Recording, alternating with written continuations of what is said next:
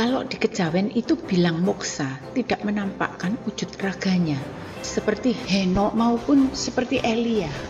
Kalau itu masih melayani dipakai oleh Roh Kudus hanya suaranya. Nah, di Nusantara itu kalau disebut sebagai Satrio Piningit, jadi yang datang hanya suara dari firman dan pewahyuannya. Ada suatu paham yang mengajarkan jikalau di dalam manusia raga inilah tempat Allah tinggal dan berdiam.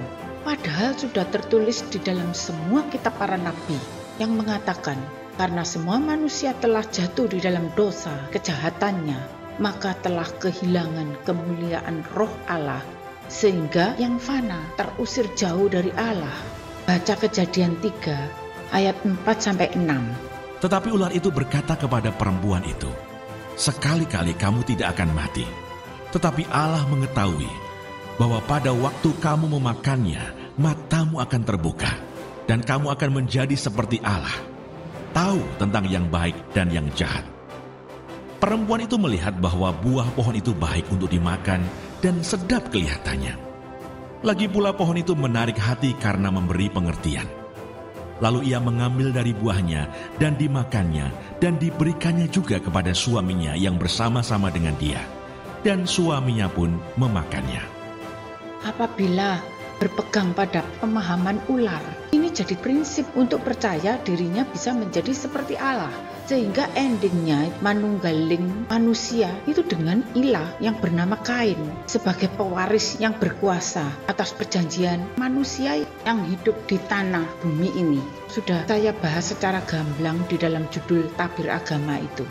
Proses manunggalingnya itu tidak ditebus dan tidak dijamin. Justru karena iman perbuatannya, Kain itu di dalam alam spirit arti hidupnya makin dijauhkan di hadapan Allah. Perjanjian abadi ilah Kain ini selama ada kehidupan manusia di dunia ini saja.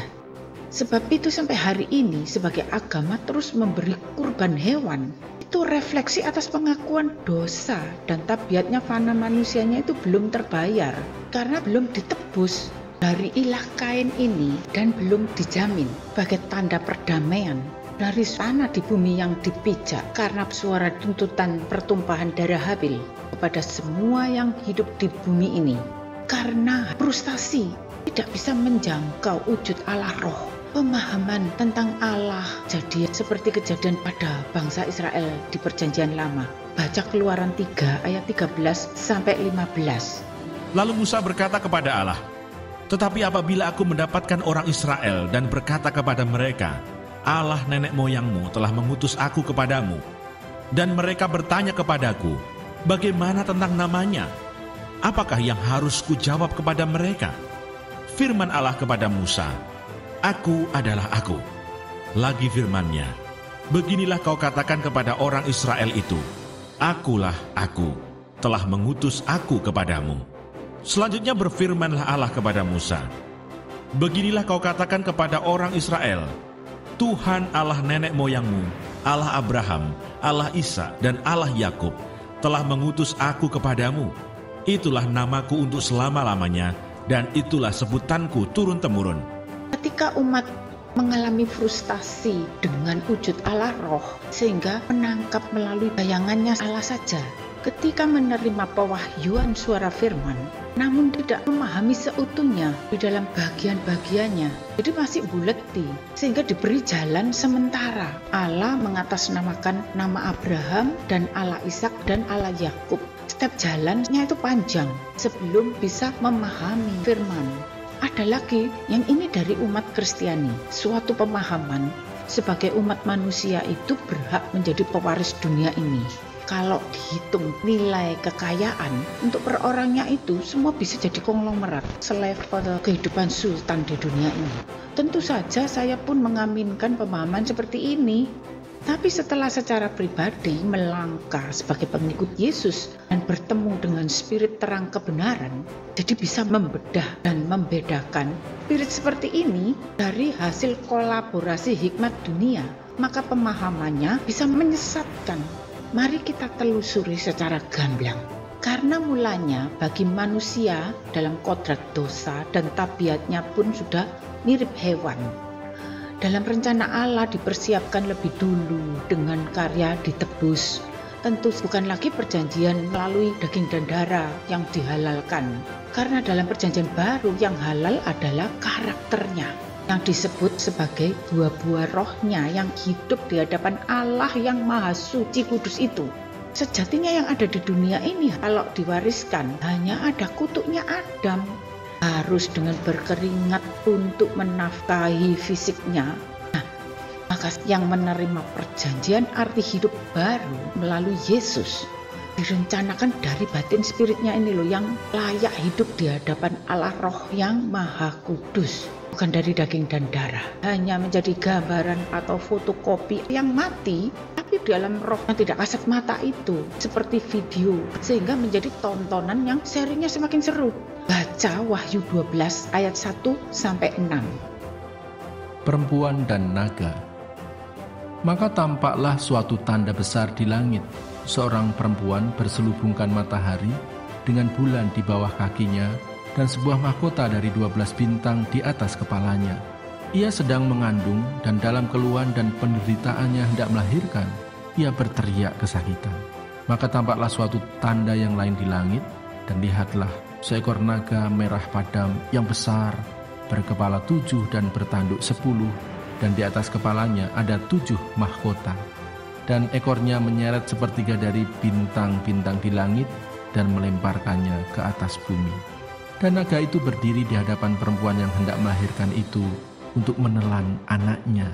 Segera sesudah perempuan itu melahirkannya, maka ia melahirkan seorang anak laki-laki yang akan mengembalakan semua bangsa dengan gada besi. Tiba-tiba anaknya itu dirampas dan dibawa lari kepada Allah dan ke tahtanya.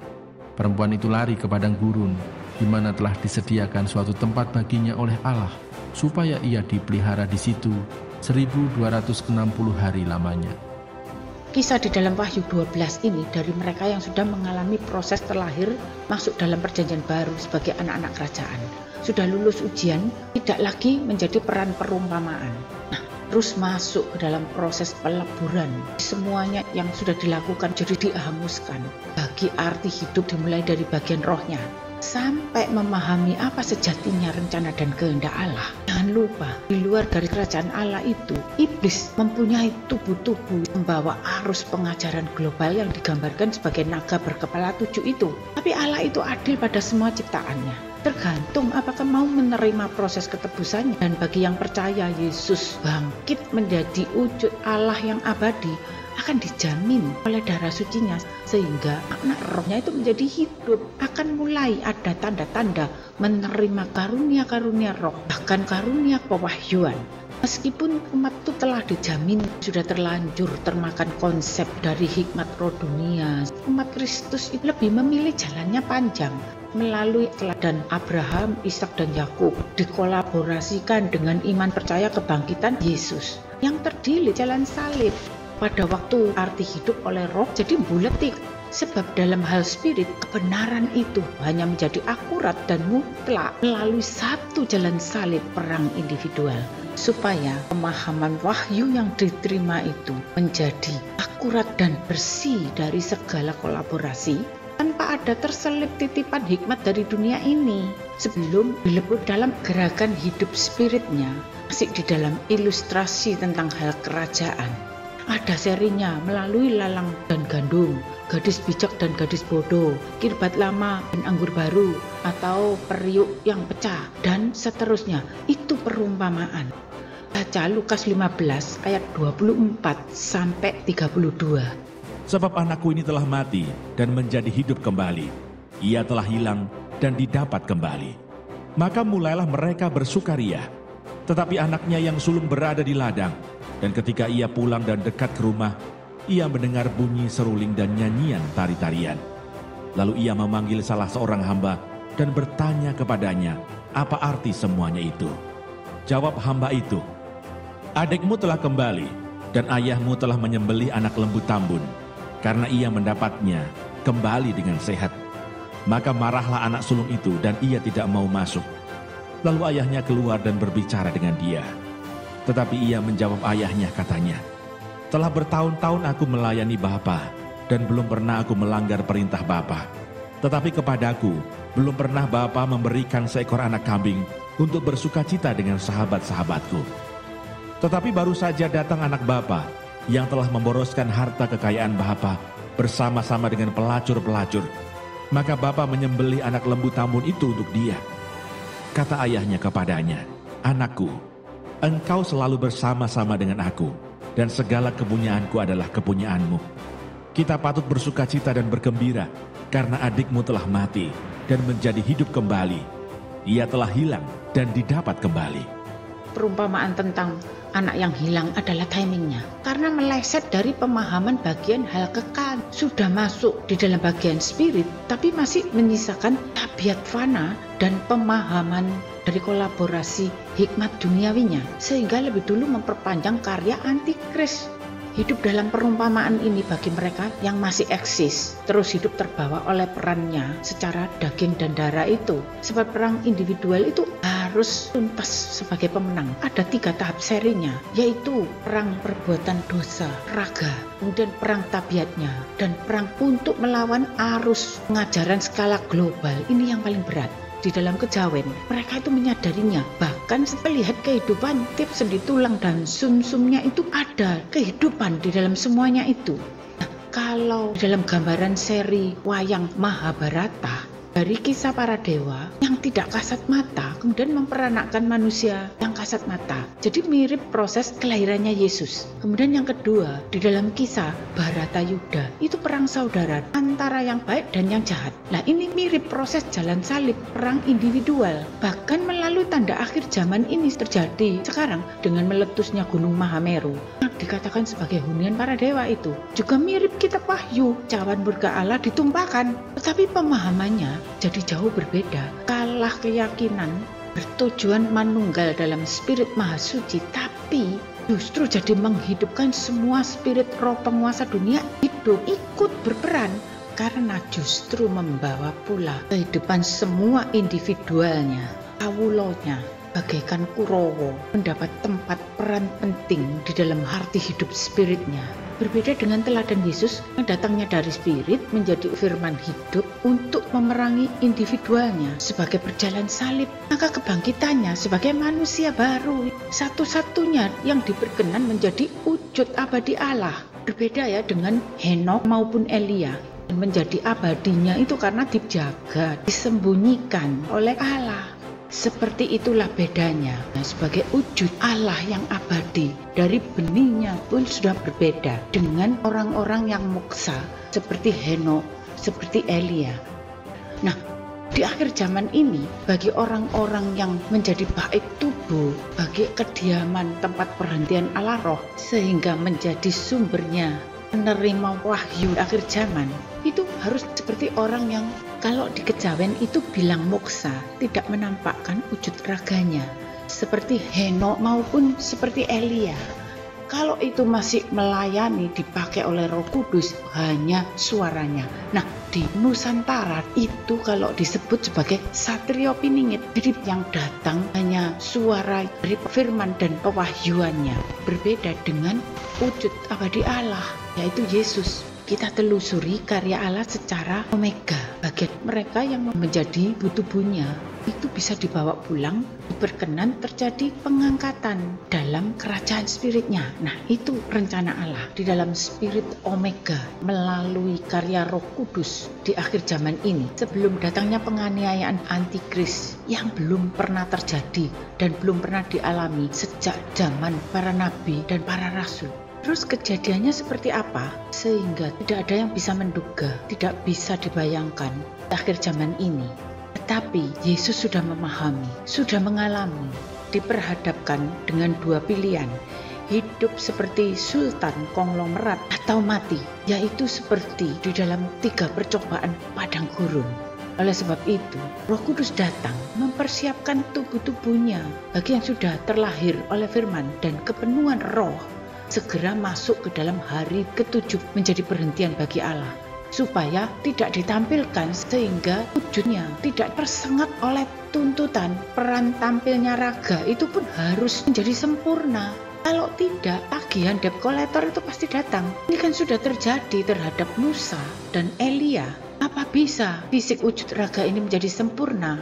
Tujuan spirit antikris di akhir zaman ini supaya semuanya terseret. Tiada yang siap menjadi bait bagi penerima perjanjian, yaitu adalah arti hidupnya bisa sampai menjadi bagian di dalam kerajaannya. Masa antikris ini diperpanjang ketika para rasul mengalami kepenuhan dan Rasul Petrus hendak diberkenan untuk dikarya pada hari ke-7 Tuhan menjadi bait tubuh tempat perhentian Roh Kudus. Tapi Rasul Petrus masih mempunyai kehendak dan keberatan-keberatannya. Baca Roma 9 ayat 1-3. Pilihan atas Israel. Aku mengatakan kebenaran dalam Kristus, aku tidak berdusta. Suara hatiku turut bersaksi dalam Roh Kudus bahwa aku sangat berduka cita dan selalu bersedih hati. Bahkan aku mau terkutuk dan terpisah dari Kristus demi saudara-saudaraku, kaum sebangsaku secara jasmani. Tidak terkecuali dengan Rasul Paulus pun punya prinsip yang sama. Karena bagi perkara Roh Kudus tidak bisa diulang. Spontanitasnya hanya yang tulus, yang diberkenan, sampai diizinkan terjadi tanda duri menusuk di dalam dagingnya. Sehingga masih harus berperan melalui wujudnya. Timing untuk bait tubuh belum dikerjakan, jadi diperpanjang, membawa akibat para rasul dan semua sebagai tubuh-tubuh Kristus juga mengalami penganiayaan antikris. Melebihi maniak dan brutalnya dari penganiayaan yang diterima Yesus. Sejatinya sebagai pengikut Yesus, jauh-jauh hari mereka itu sudah menerima tanda-tanda akhir zaman ini. Akhir zaman datangan melalui tanda api, air, bumi, bahkan tanda dari langit. Bahkan sebelum marak bisa disaksikan oleh semua orang sekarang ini. Nah, tanda-tanda antikris datang pada umat Kristiani yang sudah jauh-jauh hari dianggap itu sebagai karunia rohani. Dimulai meletusnya dari negara tetangga itu dengan tanda manifestasinya disebut holy loving. Dan tanda debu emas bertaburan di tubuh dan di tangan memanifestkan iblis tertawa ngakak. Sebab diperpanjang waktunya karena peranan tubuh-tubuh Kristus itu masih ingin terus berperan. Setelah kejadian itu apa yang terjadi di kemudian hari? Terlahirnya peran umat radikal yang meletus di dunia ini. Jadi pertanyakan, apakah tertawa holinya itu bisa memadamkan api radikal? Atau taburannya emas itu bisa membawa pengangkatan sebagai anak kerajaan kekal? Semua hanya membisu. Padahal mereka sudah mengalami, dimuridkan oleh firman dan kepenuhan Roh Kudus, bahkan menerima pewahyuan, tidak memahami ada hari perhentian. Mustahil bisa sempurna. Baca Kisah Para Rasul 9 ayat 1-9. Saulus bertobat. Sementara itu berkobar-kobar hati Saulus untuk mengancam dan membunuh murid-murid Tuhan. Ia menghadap imam besar dan meminta surat kuasa daripadanya untuk dibawa kepada majelis-majelis Yahudi di Damsyik, supaya jika ia menemukan laki-laki atau perempuan yang mengikuti jalan Tuhan, ia menangkap mereka dan membawa mereka ke Yerusalem. Dalam perjalanannya ke Damsyik, ketika ia sudah dekat kota itu, tiba-tiba cahaya memancar dari langit mengelilingi dia. Ia rebah ke tanah dan kedengaranlah olehnya suatu suara yang berkata kepadanya, "Saulus, Saulus, mengapakah engkau menganiaya aku?" Jawab Saulus, "Siapakah engkau, Tuhan?" Katanya, "Akulah Yesus yang kau aniaya itu. Tetapi bangunlah dan pergilah ke dalam kota. Di sana akan dikatakan kepadamu apa yang harus kau perbuat." Maka termangu-mangulah teman-temannya seperjalanan, karena mereka memang mendengar suara itu, tetapi tidak melihat seorang juga pun. Saulus bangun dan berdiri, lalu membuka matanya, tetapi ia tidak dapat melihat apa-apa. Mereka harus menuntun dia masuk ke Damsyik. 3 hari lamanya ia tidak dapat melihat, dan 3 hari lamanya ia tidak makan dan minum.